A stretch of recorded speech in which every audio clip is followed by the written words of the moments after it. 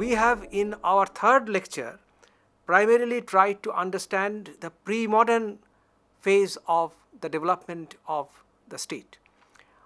Our concern, as I have already told you, is to understand how the modern state has emerged, how the modern state as we experience it in our life today has developed, has gone through a kind of historical process. And to understand this historical process, we have to first understand the pre-modern phase that we have done. Now we take up the next phase, that is the modern phase. Now, to understand how the modern phase, how the modern state has developed, we have to, in this particular lecture, we have to be engaged in the process of understanding, or we have to appreciate the process of understanding the transition from pre-modern to modern.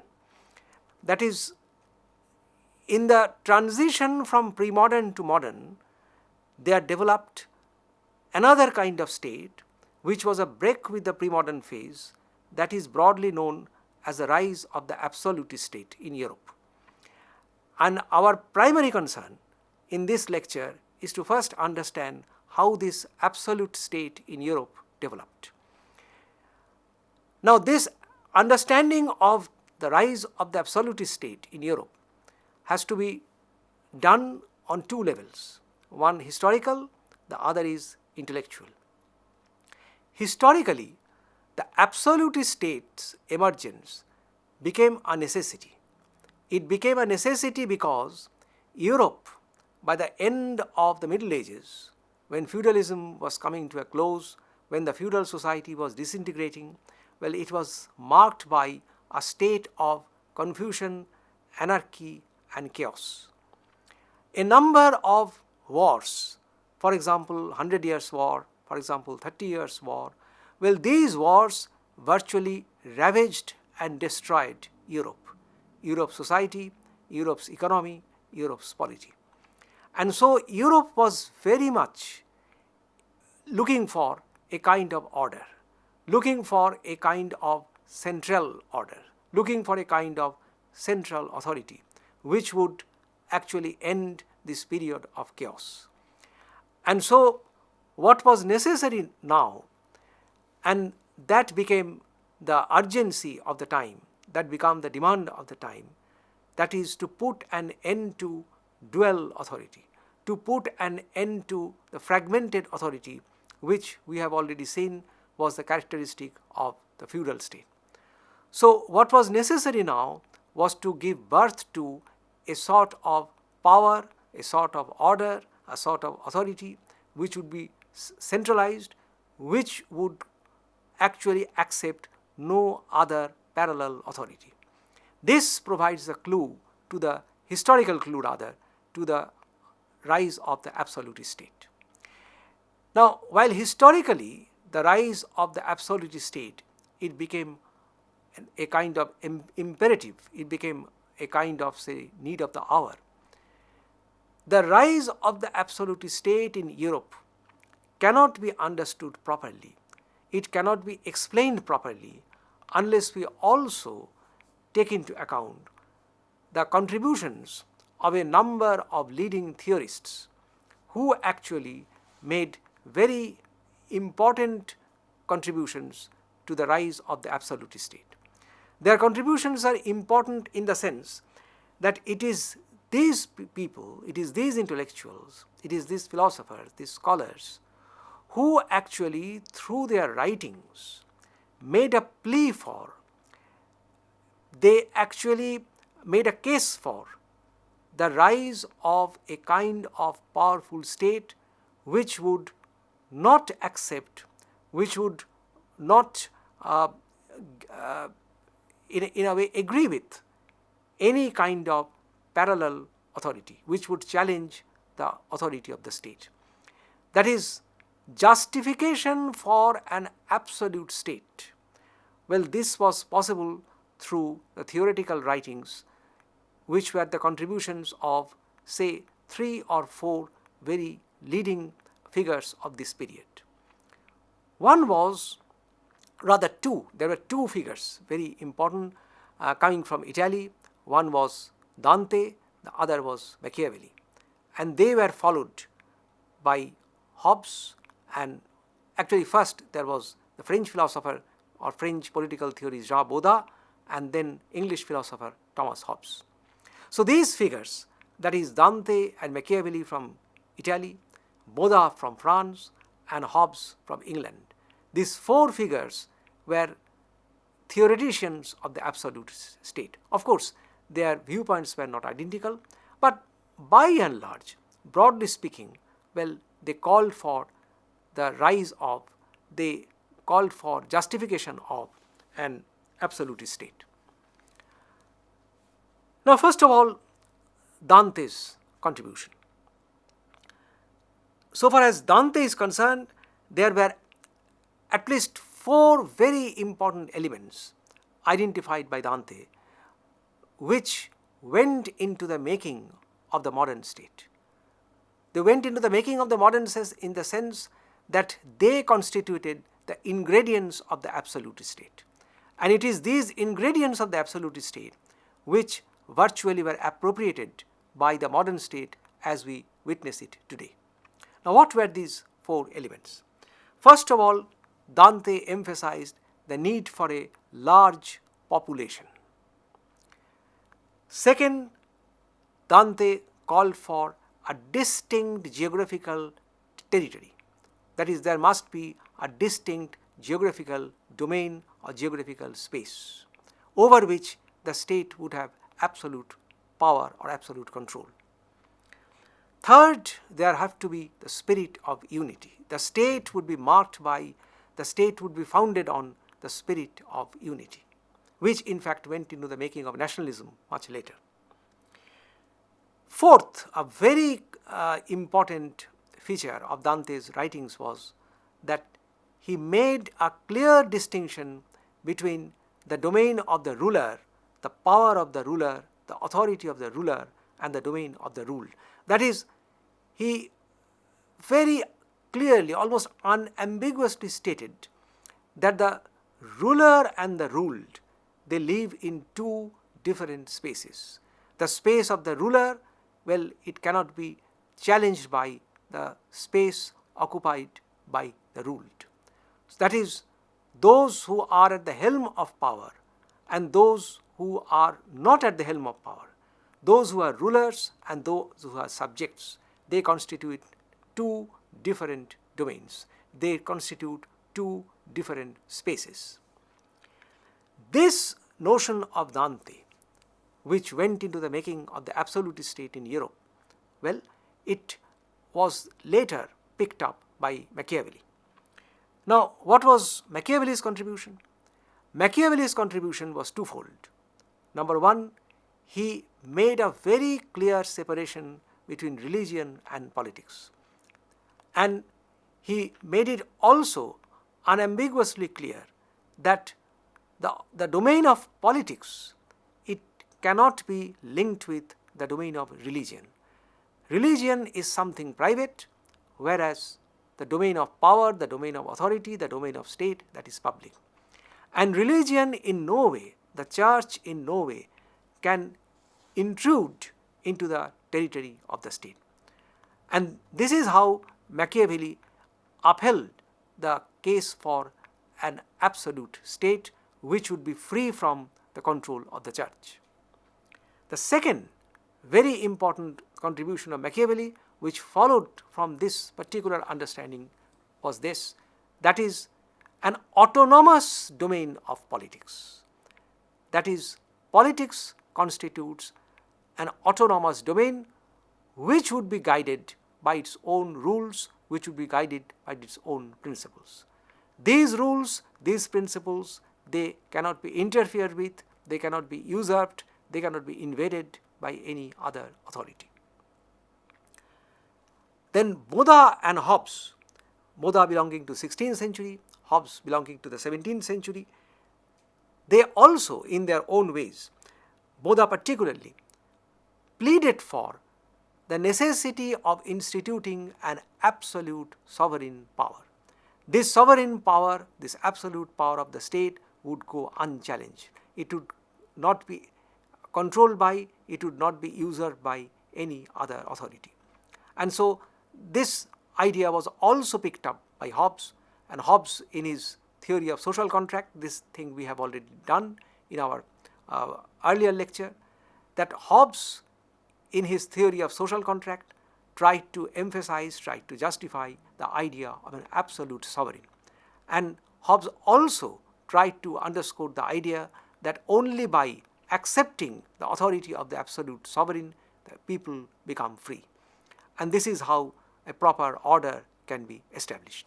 A very famous scholar who has written on this subject, David Held, he has identified the following factors explaining the transition from pre-modern state to modern state in Europe via the rise of absolutism. That is why, under what circumstances the absolutist state emerged. What are the factors, broadly speaking, explaining the rise of the absolutist state? According to Professor David Held, these were the factors.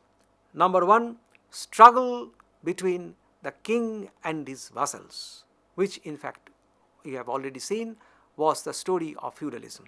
That is the story of divided loyalty. It had to come to an end. And so the rise of the absolute state actually was an illustration of the fact that this story of divided loyalty would ultimately have to come to a close. And this divided loyalty would ultimately have to be transcended by the establishment, institutionalization of a central powerful authority that is called the absolute state. Second, that point also we have briefly mentioned in our earlier lecture, that is the rise of the new commercial class, the rise of business activities, trade and commerce. These things ultimately, or these forces eventually gave birth to the rise of a new society which challenged the notion of divided loyalty, which called for the rise of a centralized powerful authority, which called for a definite geographical territory, which called for an autonomous domain. And so this rise of the new commercial class, that also went into the making of the absolutist state. The third was, this was very, very important, that is a frontal challenge to the authority of the church. We have discussed in our earlier lectures that the entire story of feudalism, well, it was a story of tussle, tension, struggle, conflict, confrontation between the authority of the king and the authority of the church. Now, the rise of the absolutist state, it was an indication that the authority of the church now would have to be subordinate to the authority of the king. And the rise of the absolute state actually was a vindication of this particular element, that the authority of the church would ultimately have to go, and the authority of the king that would have to be accepted as the demand, the need of the hour. Now, two very distinguished scholars, one is Perry Anderson, the other is Anthony Giddens. These two scholars have very broadly speaking, of course there are differences between the two scholars, but broadly speaking, these two scholars have identified some of the elements which may broadly be characterized as the features of the absolutist state. And if we take their views together, then we can identify some of the features of this absolutist state which emerged in Europe. Now, let us take a quick look at these features after or the way Giddens and Anderson, well, they have identified, they have tried to understand the problem. The first one is bureaucracy. This was a feature which was a product of the absolute state. Bureaucracy, all of us know, without bureaucracy the modern state cannot function.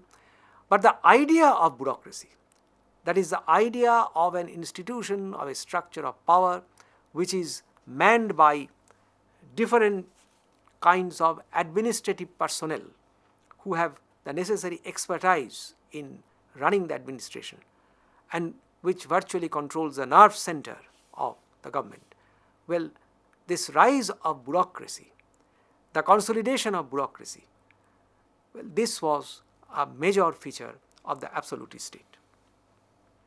Second, a very important feature of the absolute state was the element of diplomatic service. Now, before the rise of the absolute state, there was no such conception of diplomatic service. Diplomats were there, but there was as such no proper understanding of what is meant by professional diplomatic service. That is, people to be engaged in diplomatic transactions between one state and another. Now, why it was required? It was required for the reason that as the states began to expand after the end of feudalism, so what became necessity, what became what became the historical imperative of the hour, the need of the hour, was this, that one has to be engaged, one state has to be engaged in diplomatic relations with another state. One state has to be engaged in bilateral relation with another state. One state has to be engaged in multilateral relations with different states. So that required the requisitioning of, that required the establishment of personnel who will be trained in diplomatic service. And the third most important feature of the absolute state was the notion of sovereignty. Sovereignty, of course, it was theorized, the idea of sovereignty was theorized by Boda and Hobbes. But sovereignty in its concrete form, sovereignty, its concrete manifestation, well, this actually became a contribution of the absolute state. Now, this sovereign power was manifest or expressed, broadly speaking, in two forms, one inward, the other outward. What was the internal manifestation of sovereignty? The internal manifestation was, or the understanding of internal sovereignty was this, that within its territorial boundaries, the state is absolutely supreme. The state's authority cannot be challenged, the state's authority cannot be questioned by any other authority.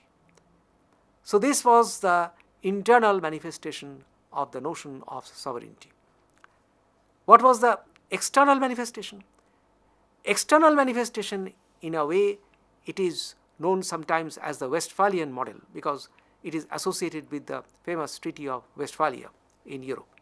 The Westphalian model was this, that once a state, a sovereign state has been formed, its relationship with another sovereign state, well, it cannot be regulated, it cannot be controlled by any other external authority. That is, relations between two states will be conducted by, will be governed by, will be regulated by these two states alone. There will be no other third party which will interfere in the affairs of the state. So this, broadly speaking, this sums up the idea of the absolute state. And all these elements, that is, the notion of bureaucracy, the idea of a diplomatic service, the notion of sovereignty, you can very well understand they went into the making of the modern state. The modern state is, we have seen right from the earliest times, the modern state actually is the product of a long historical process. It began in antiquity, the state originated in antiquity, passed through its pre-modern phase, then via the rise of the absolute state, it reached its modern phase. We have seen already that this modern state actually has elements, many of which were present even in antiquity. Some of these elements were present in the pre-modern phase, and some of these elements then became the constituent elements of the absolute state. What we have to keep in mind is this: all these elements which flourished, which developed in different phases of the historical development of the state, whether in antiquity or in the pre-modern phase or in the phase which is associated with the rise of the absolute state, please remember, they all went into the making of the modern state. So modern state as we witness it today, as an expression of power, as an expression of force, as an expression of violence, well, this modern state, and which again rules by securing the consent of the governed, well, all these things are results of a long historical process. Therefore, the modern state cannot be understood, the modern state's importance, its relevance cannot be appreciated without an understanding of the long historical process, the end product of which is the modern state. Now, finally, we have to take into consideration the forms of the modern state. What are the forms, the varieties of modern state? Broadly speaking, there are many variations, of course, but we will consider, say, 4 variations. The first variation is associated with the great German sociologist whose name we have already come across, that is Max Weber. Max Weber's whole understanding of the modern state, in fact, is one of the most sophisticated analysis